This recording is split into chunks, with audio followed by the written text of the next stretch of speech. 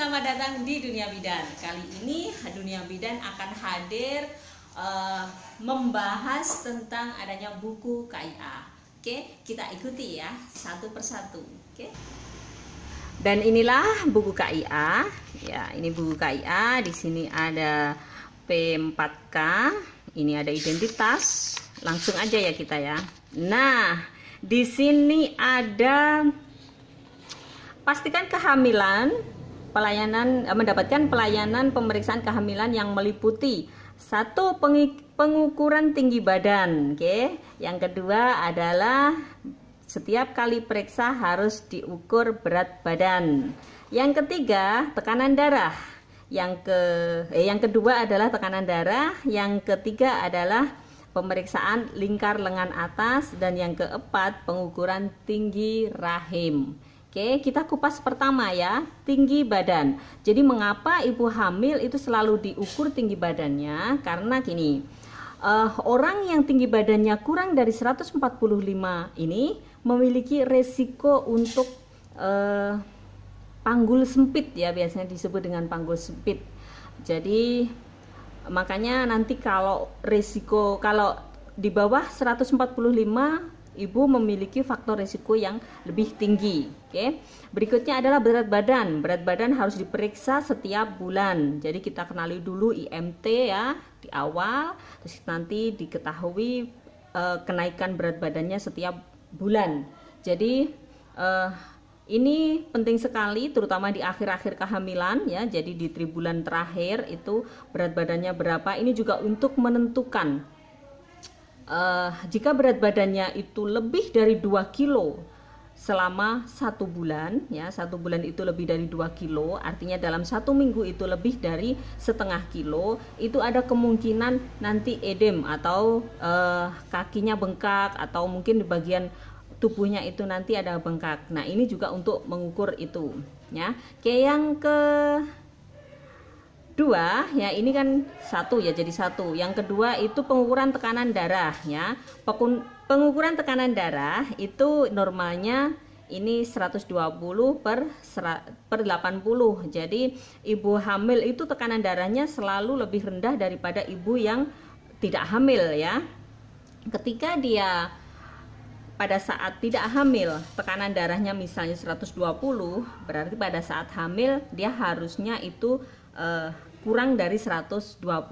Apabila dia sudah 120 atau lebih, itu berarti dia mempunyai potensi untuk kenaikan daripada tekanan darah. Dan apabila tekanan darah sudah 140 ya, di sini ada 140, itu adalah ada faktor hipertensi, juga ada faktor nanti PEB atau preeklamsi ya, preeklamsi. Jadi bisa timbul seperti kejang pada ibu hamil.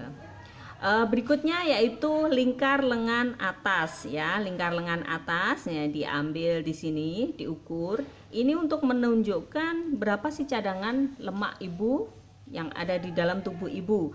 Jadi normalnya itu harus lebih 23,5 cm ya, lebih dari 23,5 cm. Nah kalau kurang dari 23,5 cm nanti dia si ibu ini beresiko ya, kurang energi kronis ya, dia nanti ya, dia kekurangan energi kronis dan beresiko melahirkan berat badan bayi yang lahir rendah. Oke. Yang berikutnya lagi yaitu pengukuran tinggi rahim. Nah ini nanti dilihat bagaimana untuk pertambahan besarnya janin, normal enggak, apakah dia berlebih, apakah dia kurang dari normal ya. Juga untuk menentukan ini sesuai enggak dengan umur kehamilan dia. Oke, berikutnya kita buka pada halaman berikutnya ya.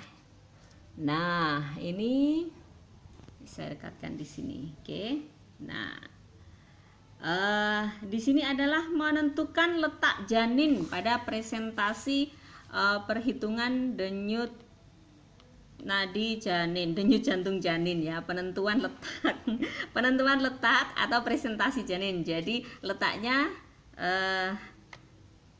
bagaimana, letak kepala atau letak sungsang atau letak lintang nanti ya. Untuk ini juga bisa untuk menentukan ini dilihat nanti denyut jantung janinnya bagaimana, apakah dia cepat, terlalu cepat atau dia terlalu lambat. Nanti sama-sama nanti beresiko ya. Kalau yang normalnya adalah 120 kali per menit sampai dengan 160 kali per menit.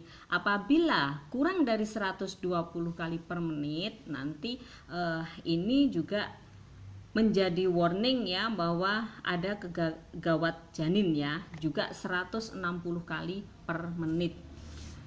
Terus yang keenam yaitu menentukan screening imunisasi TT ya. Jadi ibu hamil itu kan harus di TT ya.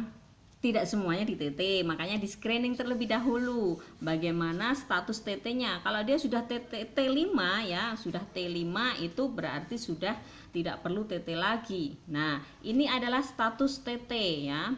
T1, begitu dia diberikan imunisasi, dia sudah langsung T1. Oke. Berikutnya yaitu T2.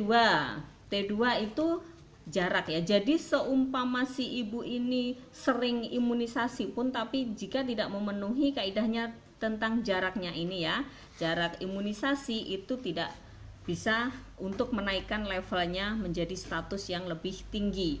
Seumpama ya, seumpama dari dia ada di T, sekarang posisinya ada di T2. Nah, jaraknya harusnya dia adalah 6 bulan lagi baru imunisasi TT. Akan tetapi dia jika 1 bulan berikutnya di imunisasi TT, artinya yang 1 bulan itu tidak bisa menaikkan menjadi T3 karena jaraknya adalah 6 bulan. Jadi dari T2 ke T3 itu jaraknya 6 bulan minimal ya, minimal. Terus yang dari T3 ke T4 itu minimal 1 tahun, dari T4 ke T5 itu jaraknya 1 tahun. Terkadang ibu ada yang menanyakan, mengapa saya pada saat kehamilan ini saya tidak diberikan imunisasi TT. Nah, biasanya si ibu baru saja menikah dan mendapatkan imunisasi TT CPW, setelah itu dia hamil. Nah, dia selama kehamilannya asalkan tidak lebih dari 1 tahun, kalau dia di T3 itu nanti tidak lebih dari 1 tahun, dia tidak akan mendapatkan imunisasi TT. Oke. Imunisasi TT ini sebenarnya untuk mencegah ya, untuk mencegah tetanus pada bayi yang sedang dikandung. Ya, pada bayi yang sedang dikandung dia rawan sekali terhadap penyakit tetanus. Karena apa? Pada saat dia pusatnya itu dipotong, dia ada media ya, media untuk kuman itu masuk ya, kuman tetanus itu masuk. Yang berikutnya adalah tablet tambah darah. Jadi setiap ibu hamil itu harus minum tablet tambah darah ya. Jadi minum tablet tambah darah itu sejak awal kehamilan, minum tablet tambah darah setiap hari minimal selama 90 hari ya. Jadi karena tablet tambah darah ini ada efek mual ya, ada efek mual juga konstipasi, jadi diharapkan ibu hamil itu minumnya pada saat malam hari sebelum tidur. Jadi pada saat reaksi mualnya nanti ibunda alami pada saat bunda sedang dalam keadaan tidur. Oke, sekarang yang ke-8 adalah tes ya. Nah, sekarang bunda kan harus tes ANC terpadu ya. Biasanya ANC terpadu ini ada paketnya juga, adalah tes laboratorium. Tesnya apa saja? Yaitu golongan darah untuk mempersiapkan pada saat nanti bunda pada saat persalinan dan bunda mengalami perdarahan dan membutuhkan darah, tidak perlu tes-tes yang macam-macam. Oke. Yang berikutnya yaitu tes HB. Tes HB ini juga untuk menentukan ini tadi, minum tablet tambah darahnya. Oke. Apakah bunda nanti anemi? Kalau anemi itu bisa mengakibatkan perdarahan pada saat persalinan, juga persalinan prematur ya. Terus pemeriksaan urin atau pemeriksaan kencing. Dari pemeriksaan kencing ini nanti akan dilihat, akan ditemukan apakah protein urinnya nanti positif ya. Jadi nanti akan diketahui bagaimana kondisi ginjal dari si ibu. Terkadang ada yang protein urinnya itu positif. Nah, protein urin positif itu artinya ada kebocoran atau filternya dari ginjal itu dari protein, dan ini kadang hanya terjadi pada saat hamil saja. Terus yang berikutnya adalah pemeriksaan HIV, sifilis, hepatitis. Udah ini macam-macam, tergantung sama daerahnya juga. Kalau yang malaria, untuk daerah yang endemis malaria akan diperiksa juga. Dan yang kesembilan, ini kita lihat ada konseling atau penjelasan. Jadi tenaga kesehatan akan memberikan penjelasan bagaimana perawatan selama kehamilan, pencegahan kelainan bawaan, persalinan, juga inisiasi menyusu dini. Jadi inisiasi menyusu dini itu nanti merangsang bayi supaya dia lebih peka terhadap puting susunya ya. Jadi nanti mudah sekali pada saat proses menyusui. Juga untuk kontak body sama ibunya. Nifas, bagaimana perawatan nifas, bagaimana perawatan bayi baru lahir, bagaimana itu ASI eksklusif ya, keluarga berencana, imunisasi pada bayi. Karena apa?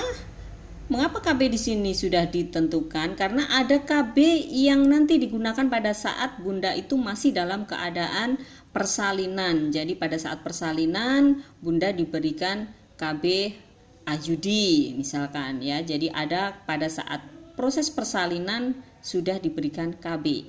Jadi ini juga diberikan pada saat konselingnya pada saat bunda masih dalam keadaan hamil. Dan yang ke-10 ini adalah tata laksana atau mendapatkan pengobatan. Apabila bunda perlu mendapatkan pengobatan selama kehamilan, ini nanti ada di tata laksana atau pengobatan. Oke. Mungkin ini menambah pengalaman buat bunda. Apabila ada yang perlu didiskusikan, silahkan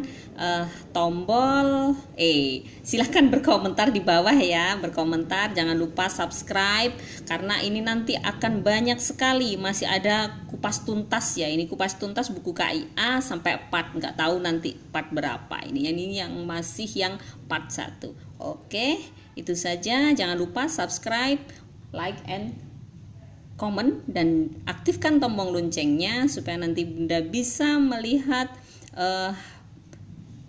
uploadan atau video terbaru dari dunia bidan. Oke, terima kasih.